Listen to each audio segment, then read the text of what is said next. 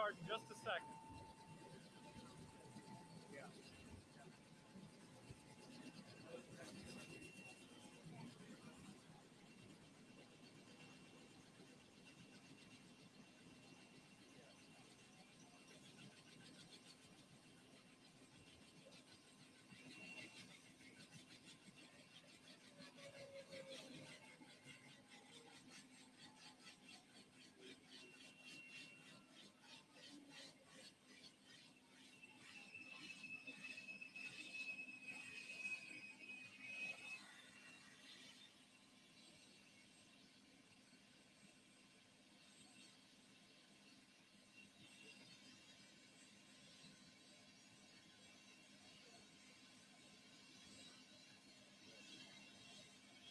You need a sound check?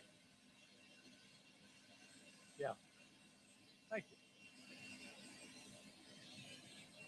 I don't have as much up there as it looks.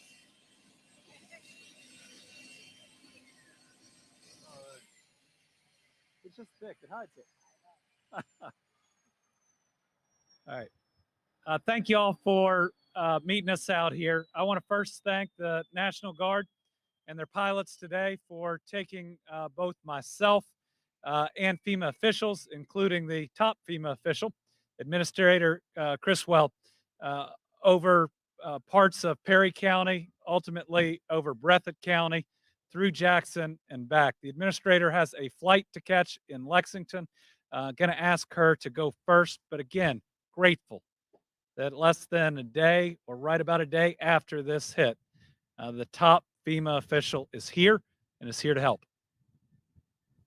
Governor, thank you so much. Thank you for joining us out here today. We did just have a really good opportunity to get a firsthand look at some of the damage and the devastation that these communities have experienced as a result of these floods. We saw many homes that are still inundated, that the water has not receded. And we also saw homes, I think, that are going to have access issues for some time. Just because the roads are out and bridges are out. And so we know that there is definitely some significant impact to the communities that we just flew over. My Deputy Regional Administrator, Robert Saman, he's going to stay here and answer any questions, but we're going to work really closely with the governor's team to document what we saw today and add additional assistance as warranted based on what we just saw in this flight. And as I said earlier this morning, we have urban search and rescue teams that are already on the ground. We actually saw some helicopters flying around still looking to see if there's any rescues that need to be done. And we'll continue, Governor, to be able to support any of your life-saving needs as well as the recovery from this really tragic event in Eastern Kentucky. Governor, thank you for giving me some time today to fly with you. And again, thank you to the National Guard for taking us up and letting us have that opportunity to see firsthand the true devastation that these communities are experiencing right now. Thank you, Governor. Thank you. Thank you. So as governor, I've seen a lot. I've certainly done 3+ flights and or tours over flooded areas. This is by far the worst. Perry County, a number of mudslides, roads that are impassable. And while we didn't get all the way into hazard, a number of homes that are nearly totaled. Jackson, the area around it, and Breathitt County, devastated. Much of the city itself underwater. Hundreds of homes, their ball fields, their parks, businesses, under more water than I think any of us have ever seen in that area. Absolutely impassable in numerous spots. So just devastating. Good news is that I saw no fewer than 6 helicopters out there actively making saves, looking for people, calling to boat crews. We have people still working so hard and that are so skilled to get people to safety. They were just in the area we were in, a number of them, and that is a good sign that we are marshaling the resources that we need. We are starting to receive more information of more deaths. We do not have an official update at this time as they have to be verified by DPH. Um, I have received notice that they've located the bodies of those 4 children mentioned in the Herald Leader story today, and I know we'll be contacting their parents. It means we've got at least 6 dead children, and that's hard. It's even harder for those families and those communities. So keep praying. There's still a lot of people out there, still a lot of people unaccounted for. We're going to do our best to find them all. Open it up for questions. All right. I do have a question. One of our reporters in Breathitt County said that she's out there, field reporting. She said she heard that this morning their director of emergency management, their EMA, essentially resigned abruptly. Do you know if that is true, and if so, why? I haven't heard that. If it's the case, we will ensure that they have all the resources that they need. But I haven't received that report directly. I know we have significant search and rescue going on in Breathitt County because I saw it, and we need it. That's the National Guard. That's the Kentucky State Police. That's Fish and Wildlife.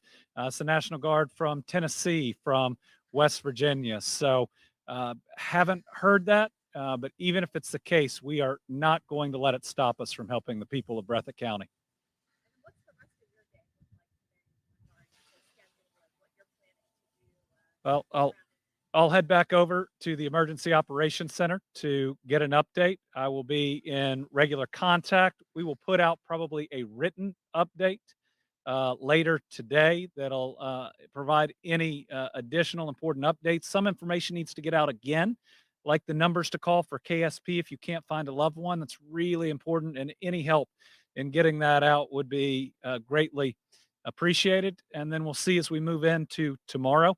Now, it's a dynamic situation. Search and rescue is still ongoing. And we weren't able to reach parts of eastern Kentucky where the water hasn't even crested. But I know that we're going to do our very best.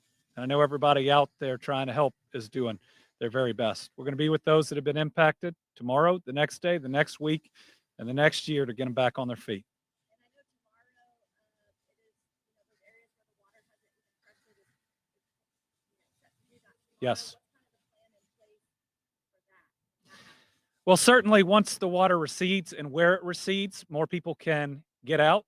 We can get to various equipment right now that we can't, hoping to get to some of our water treatment facilities that have had to shut down. There's some natural gas we've had to shut down for access reasons. So I know that they will be there. Our folks are also very attuned to places that we're worried about getting to, that the water might come up again Monday and Tuesday. We want to make sure they have water.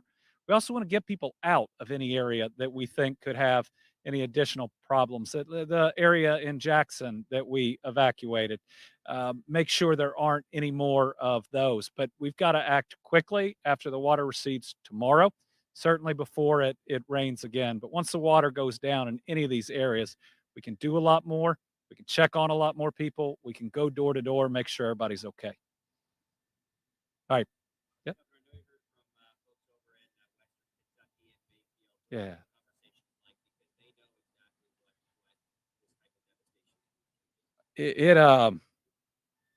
It both picked me back up and it admittedly has me emotional. It's the mayor of Benton and Marshall County hit really hard. That was gathering supplies last night, and they're on their way now. You can understand if they keep those supplies. People there are still in need. And then, my goodness, the mayor sending the fire chief of Mayfield something really special. I know those people, though, and I guess after meeting them, I'm not surprised.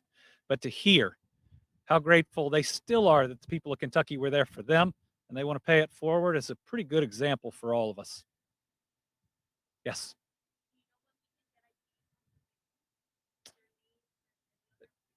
So the first information that we will put out will be demographic information, like we do with COVID. We'll see what and when names might come. Certainly, families would have to be notified first. and then we'll see what we can do from there. You mentioned at least 6 children have died. Do you know which county? I don't have a firm grasp on the counties. I know that we have 2 in our official number. I believe we found 4 more, and it's going to grow from there.